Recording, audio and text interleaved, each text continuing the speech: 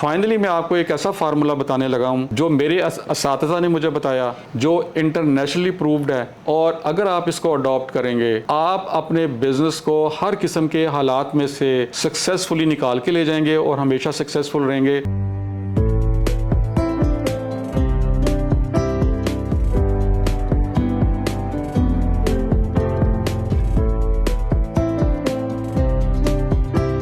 बिस्मिल्लाहिर्रहमानिर्रहीम। मेरे प्यारे नाज़रीन और सामीन, मैं हूँ आपका भाई हाफिज़ वसी मोहम्मद ख़ान और ये है आपका जाना पहचाना यूट्यूब चैनल हाफिज़ वसी टीवी। नाज़रीन, पिछले प्रोग्राम में हमने आपसे वादा किया था कि हम आपको दो ऐसे राज बताएंगे जिससे आपकी कामयाबी यकीनी होगी। अब ये 3 राज हो गए, 2 की बजाय, और उसकी वजह यह है कि पाकिस्तान का जो कौमी बजट आया है, मेरी बात को ज़रा गौर से सुनिएगा और सोचिएगा। वो ये है कि पिछले साल एग्रीकल्चर, जिसमें लाइफ स्टॉक भी शामिल है, जिसमें फसलें भी शामिल हैं, तमाम चीज़ें शामिल हैं, फिशरीज़ भी शामिल है, पोल्ट्री भी शामिल है, उसकी ग्रोथ 6.25% आई है। ये इकनॉमिक सर्वे और वज़ीर ख़जाना के मुताबिक पिछले साल 6.25% हमने ग्रोथ हासिल की, अल्हम्दुलिल्लाह। अगले साल का वज़ारत ख़जाना ने कौमी बजट में जो पेशीन गोई की है वो ये है कि हमारी जो ग्रोथ है एग्रीकल्चर में वो 2% होगी। अब मैं उस वक्त से परेशान हूँ कि 6.25% के बाद हमारी ग्रोथ 7% होनी चाहिए थी या 8% होनी चाहिए थी। ये बैक गियर जो है ये वज़ीर ख़जाना ने कैसे लगाया है कि पिछले साल हमने 6.25% लिया है, अगले साल हमारी ग्रोथ 2% होगी। और अब मैं समझता हूँ कि शायद उसकी वजह यह है कि जो कुछ इन लोगों ने किसानों के साथ करना है, इनको पता है कि हमने हर चीज़ के ऊपर सेल्स टैक्स लगा दिया है, दूध पर सेल्स टैक्स लगा दिया है, इनपुट्स पर सेल्स टैक्स लगा दिया है, और उसके नतीजे के अंदर एग्रीकल्चर की जो ग्रोथ है वो 6.25% की बजाय 2% होगी। अब मुझे बुल्ले शाह की एक रुबाई याद आ रही है और उसका मैं उर्दू में भी तर्जुमा करता जाता हूँ, इसलिए कि वो पंजाबी कदरे मुश्किल है। वो एक आदमी जो है वो मरने के करीब होता है और वो कहता है अपनी माँ से, माए नी 10 मौत दा दारू, मैं नहीं हाले मरना। ऐ मेरी माँ, मुझे कोई दवाई बता, इसलिए कि मैं अभी मरना नहीं चाहता, कोई मौत का इलाज बता। रूह दा नंग न कफने लुकदा, मैं होर कोई चारा करना। ये कफन से मेरी बॉडी जो है ना, जिस्म, उसका नंगपन तो छुप जाएगा, लेकिन मेरी रूह का नंगपन जो है वो नहीं छुप सकेगा। टट्ठे खुई चूँ बुक्का नाल, मैं खाली पांडा परना, कि जहाँ से मैं पानी भरता था वो कुआं भी बैठ गया। अब मैं हाथों से उस पानी को इकट्ठा करके अपने बर्तन को भर रहा हूँ। और बुल्ले शाह नु कत्तन लई मैं तनते तकला तरना, कि अब बुल्ले शाह के पास और कोई चाराकार नहीं है कि वो अपनी जान के ऊपर जो है वो इन सारी चीज़ों को सहे और ज़िंदा रहने की कोशिश करे। ये हमारा प्रोग्राम फीड लॉट बिजनेस उसी के बारे में है कि अगर क्रॉप्स और दूसरी फसलों का उगाना इतना मुश्किल हो जाए तो आपके पास दूसरा चाराकार क्या है। तो आज मैं नवीद इकबाल साहब को वेलकम करता हूँ। SK लाइफ स्टॉक से इनका ताल्लुक़ है और इनका टेलीफोन नंबर भी नीचे चल रहा है। मैं इनसे पूछना चाहता हूँ कि पिछले प्रोग्राम से पहले हमारा ख्याल ये था कि 2 राज ऐसे हैं जो कामयाबी को यकीनी बनाते हैं, लेकिन इसके बाद हमारी डिस्कशन शुरू हुई और पता चला कि वो 2 की बजाय 3 राज हो गए हैं। लेकिन वो 3 राज बुल्ले शाह का कलाम सुनने के बाद इनको ख्याल आया, तो मैं इनसे गुजारिश करूँगा कि वो 3 राजों से आगाह करें। बिस्मिल्लाहिर्रहमानिर्रहीम, अस्सलाम वालेकुम। डॉक्टर साहब, आपने जो शेर पढ़ा है वो तो आपने सीधा दिल पे हमला किया है, और ये आपने हमारी कहानी बोल दी इस शेर के अंदर, और जो कुछ हम पिछले 60-70 साल से कर रहे हैं वो सब कुछ इस शेर के अंदर आ गया, और इस वक्त हम जिस जगह खड़े हैं वो इस शेर से बेहतर उसकी तर्जमानी कोई नहीं करता। जैसे हाफिज़ साहब ने बताया कि एग्रीकल्चर प्रॉब्लम्स में है और अगले साल जो गवर्नमेंट की प्रेडिक्शन है इसके ऊपर वो कम की है, तो उसके अंदर ऐसा है कि ये जो हमारा फील्ड लॉटिंग का बिज़नेस है, जो कैटल मीट सप्लाई चेन है, ये अफरात ज़र और कसाद बाज़ारी और ये आप एक चीज़ समझ लीजिए कि जब अफरात ज़र आता है उसके साथ कसाद बाज़ारी जुड़ी होती है। अफरात ज़र के बाद या उसके साथ जो है ना वो कसाद बाज़ारी ने लाजमी आना होता है, जो अब हमारी सोसाइटी के अंदर आ रहा है। तो हमारे किसान को बेसिकली पूरी उम्र दो चीज़ों से लड़ना पड़ता है। एक उसको लड़ना पड़ता है जो हमारी इंतज़ामी पॉलिसीज़ चल रही होती हैं, जो गवर्नमेंट बनाती है, उसके साथ उसको देखना होता है, उसके मुताबिक अपने लिए रास्ते बनाने होते हैं। कभी वो सपोर्टिव हो जाती हैं, कभी वो मुखालिफ में चली जाती हैं। और दूसरा जो सबसे बड़ा उसको चैलेंज आता है वो आता है मौसमियाती तब्दीलियों के साथ, कि जो फसलों के ऊपर असरअंदाज होता है। कभी फसलें बहुत अच्छी होती हैं और कभी फसलें अच्छी नहीं होती, जिसके साथ उसकी मुआश जुड़ी होती है।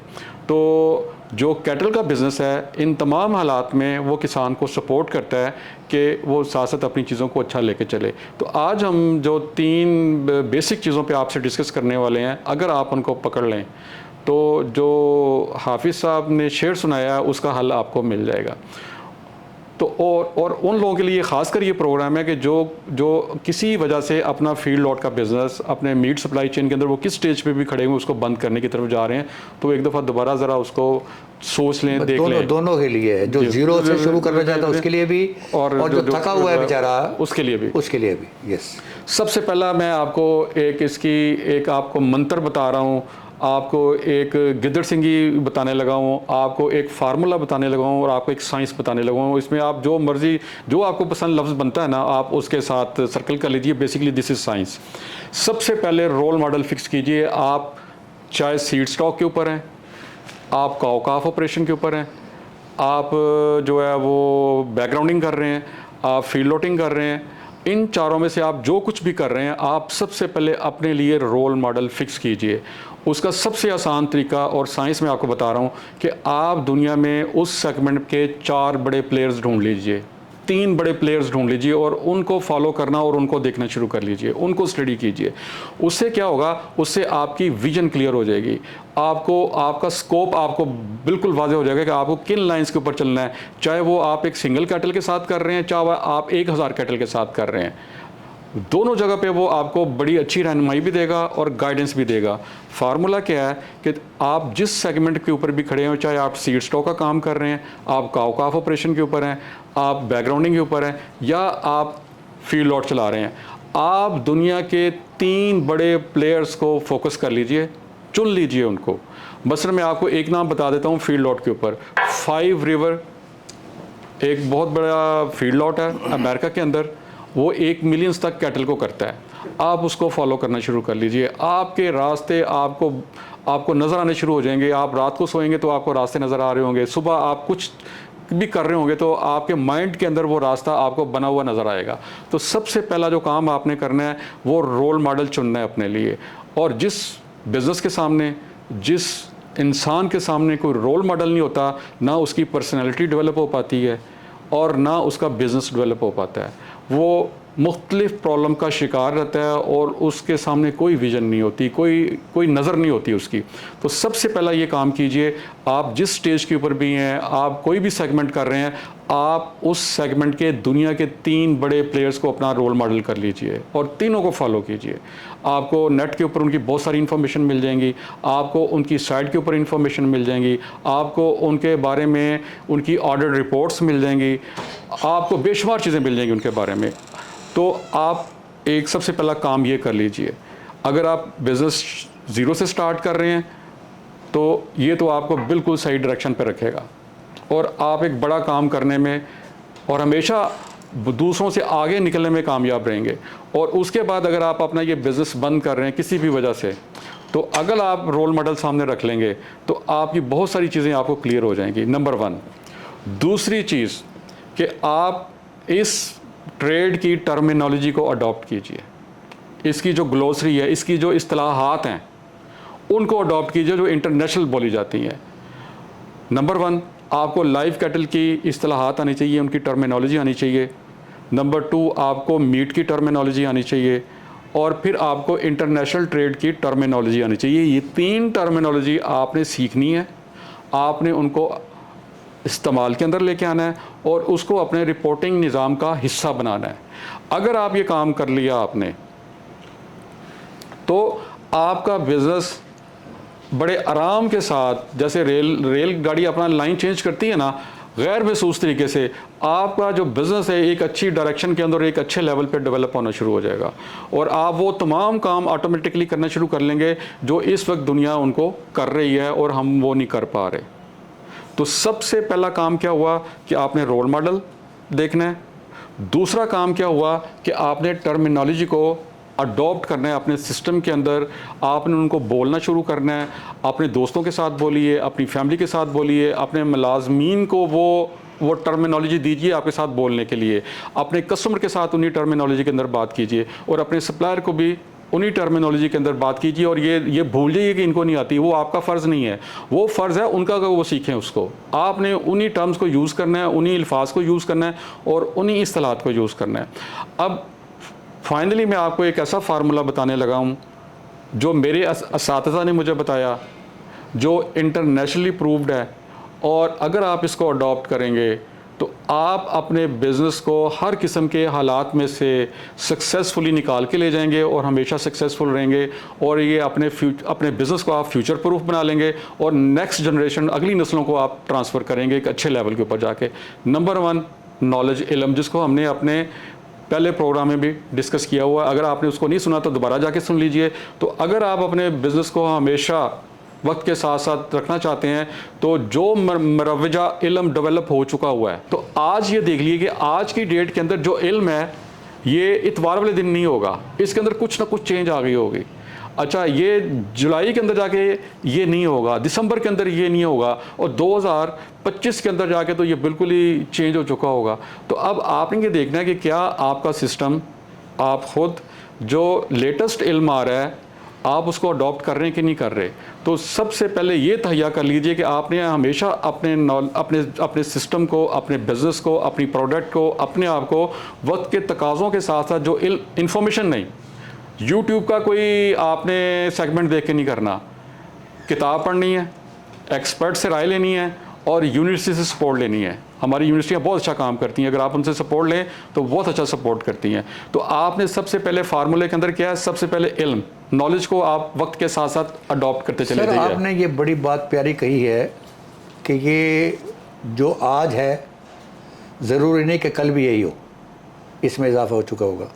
मेरे पास ये मोबाइल है, मैं 10 साल पहले का सोचता हूँ, 10 साल पहले का ख़रीदा हुआ मोबाइल जो है वो आज काम नहीं करता। बिल्कुल नहीं करता। ये मैंने 2 साल पहले ख़रीदा था और ये पर आकर इसने कुछ ख़राबी करनी शुरू कर दी। तो यहाँ जो चीफ बैठे हुए मोबाइल के, उन्होंने बताया कि जी अब ये पुराना हो गया है तो आप ज़रा नए पे चले जाएँ। तो अगर आपने मार्केट में ज़िंदा रहना है और अगर आपने मार्केट लीडर बनना है, मार्केट प्लेयर बनना है, तो फिर ये इल्म जो गोश्त के बारे में है और फीड लॉट के बारे में है, जैसा इन्होंने फरमाया ये हर रोज़ अपडेट होता है, अपने आप को अपडेट रखें। दूसरी जो जिसमें अंदर सबसे इम्पोर्टेंट चीज़ है वो है कोड ऑफ कंडक्ट, इखलाकियात। इस वक्त जुगाड़ नहीं लगानी, आपने काम चलाऊ टोटके नहीं इस्तेमाल करने, आपने प्रॉपर साइंस को अडॉप्ट करना है। तो सबसे पहले इल्म, दूसरा है इखलाकियात, कोड ऑफ कंडक्ट, कि एक वो इखलाकियत है जो अल्लाह ने हमें दी। आप ये देखिए कि जब मुसलमान थे हम, तो सबसे बड़ी तजारत मुसलमानों की थी।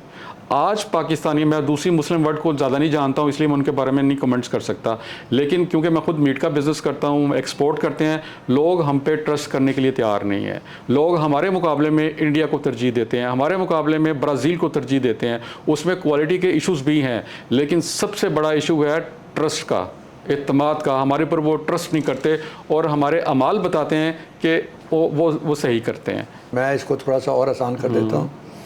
मैं दुकान से गोश्त ख़रीद के लेके आया, मेरे सामने उसने काटा, लेकिन अपने हाथ की सफाई उसने दिखा दी जो आमतौर पर दिखाता है।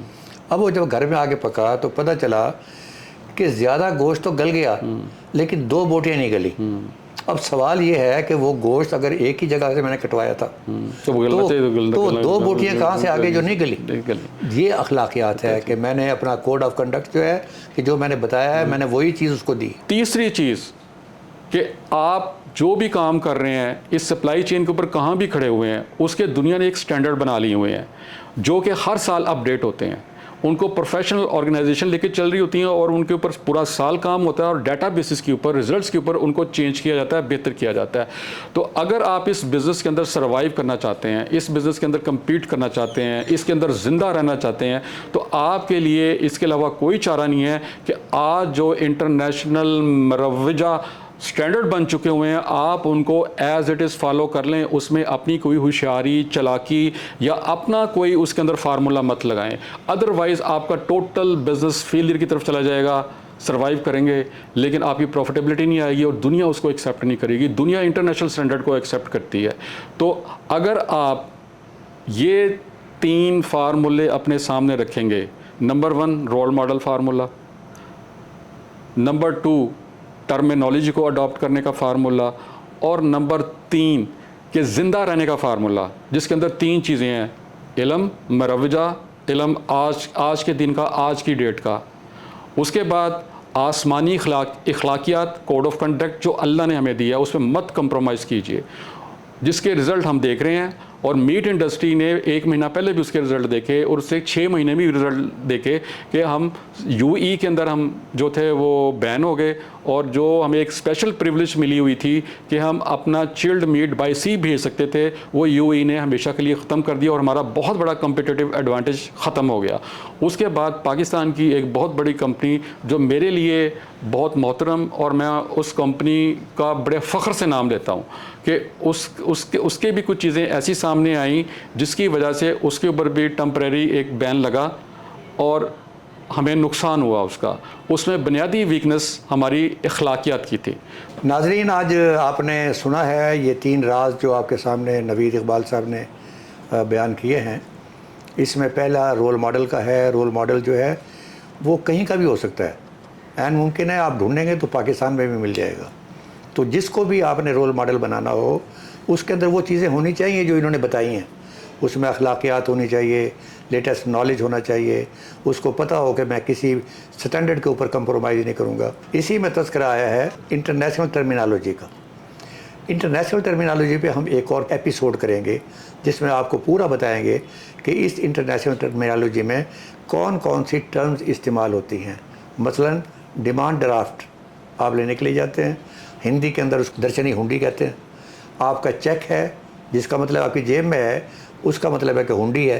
तो ये एक इंटरनेशनल टर्मिनोलॉजी का मतलब ये है कि वो ज़बान जो आप भी जानते हैं, जिसको आप सप्लाई कर रहे हैं वो भी जानता है, और जो इंटरनेशनल स्टैंडर्ड्स वाले हैं उनको भी पता है। तो इसके ऊपर हम एक अलग से प्रोग्राम बनाएंगे और इसी तरीके से इंटरनेशनल स्टैंडर्ड्स के बारे में भी एक फुल एपिसोड जो है वो हम डेडिकेट करेंगे। उस वक़्त तक के लिए हमारे लिए दुआ कीजिएगा। वमा अलैना इल्लल बलागुल मुबीन।